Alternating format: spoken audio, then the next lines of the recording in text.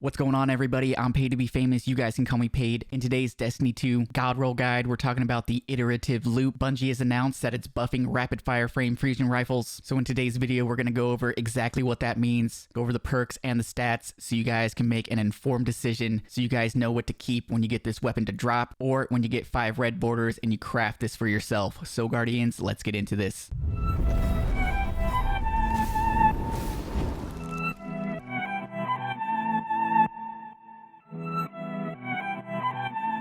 So in a recent TWAB, Bungie has stated that they're going to increase the burst damage by 15. So right now, before the patch hits, you're doing 245 damage per burst. After the patch, you're going to be doing 260 damage per burst, which means the damage per bolt goes from 27.2 all the way up to 28.9, which is a 1.7 increase in damage. Important to note, the damage in PvE is unchanged. This is just a PvP buff. So what exactly does this all mean? Well, rapid fire fusions shoot a volley of 9 bolts. And before this patch drops, depending on the resilience of the Guardian, if they have high resilience, you're going to need to land 8 bolts to get a kill. And I believe if they have below 5 resilience, you can get away with only landing 7 bolts to get the kill. What this buff is actually doing is it's raising the damage by a little bit, so it makes it more forgiving, and you're going to be able to kill any Guardian, any resilience with only 7 bolts, which is going to make these rapid fire fusions much more forgiving. Which brings us to the Iterative Loop Fusion Rifle, and since it's craftable, you can get enhanced perks, which gives it a little bit of edge over the other rapid fire fusion rifles. Speaking of other rapid fires, we have a few here: the Cartesian Coordinate and the Riptide. Riptide is very easy to get. You can focus it over at shacks. Cartesian, I haven't seen this one in a while. I don't know where it drops. I'm not sure if you can get it to drop anymore, but it is also a very good rapid fire, so if you have it in your vault, you might want to consider taking it out when this buff hits. But as you can see, if you compare the Iterative Loop to the other fusion rifles, it has a lot of base stats that are better than the Cartesian and the Riptide. Most notably, it has the most range out of these fusion rifles, the best handling,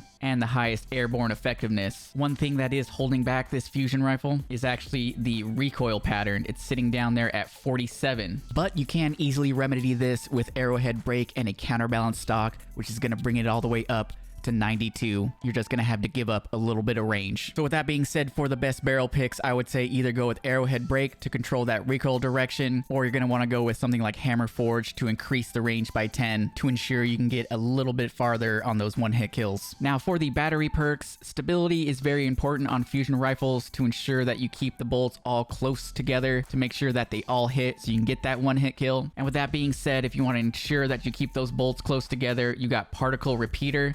Improves the stability by 10. For all you range enthusiasts out there, you do have something like projection fuse, which is going to increase the range by 10. So it really is your preference. Do you want more consistency or do you want more range? If you don't have a lot of issues controlling the recoil, definitely go with projection fuse. But if you're worried about this fusion rifle kicking too hard, I would definitely go with particle repeater. Now looking at the first column of trait perks, you got Killing Wind, Well-Rounded, Grave Robber, Slick Draw, Lead from Gold, Impulsive Reloader, and Under Pressure. We got some good perks in here for PvE, and we got some good perks in here for PvP. Starting off for PvP, you've got Killing Wind. This states that Final Blows grants increased mobility, weapon range, and handling for a short duration. On a weapon kill, you get 50 plus mobility, 40 plus handling, and 20 plus range, and a 5% increased damage fall off distance. This is one of the best perks in the game for PvP specifically, but you will have to actually get a kill first to get this to activate, which some people are not into those kind of perks. They just want a perk that works all the time no matter what. So if you're someone like that who just wants a weapon perk that's active all the time, 100% you guys are going to want to go with Under Pressure.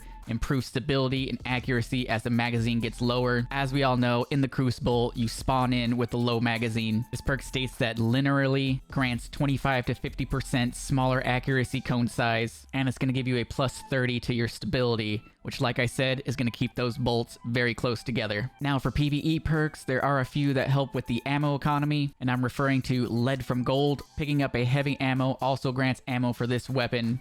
On heavy ammo pickup grants 25% of your maximum special ammo reserves, always good for PvE. And then we also have a very good perk that helps with reload speed called Compulsive Reloader. Grants increased reload speed when close to full magazine. While above 50% of your magazine capacity, you get 50 plus reload speed with a 0.95 times reload duration multiplier. This perk pairs really well with the perk in the last column that we're going to get into. So in my opinion, for PvE, I would say go with Compulsive Reloader over Lead from Gold. Now for the last column of trait perks, you've got Pugilist, Adagio, Elemental Capacitor, Adrenaline Junkie, Demolitionist, Kickstart, and Volt Shot. Now when it comes to PvP perks, there's only a few that I'm looking at here, and that is Kickstart and Elemental Capacitor. Elemental Capacitor states that it increases your stats based on your currently equipped subclass. Solar gets 50 plus reload, Arc gets 50 plus handling, Void gets 20 plus stability, Stasis gets 20 plus recoil direction, and 5% reduced ADS movement speed penalty, and Strand gets 20 plus airborne effectiveness. I played around with Elemental Capacitor on my fusion rifle that I crafted, and I honestly think that if you're playing Void, that's really the only benefit to get the more stability. Having a faster reload or handling is not too beneficial in the Crucible. If you like playing Strand a lot, I guess you can use it for that, but in my opinion, you really only want Elemental Capacitor if you're maining a Void subclass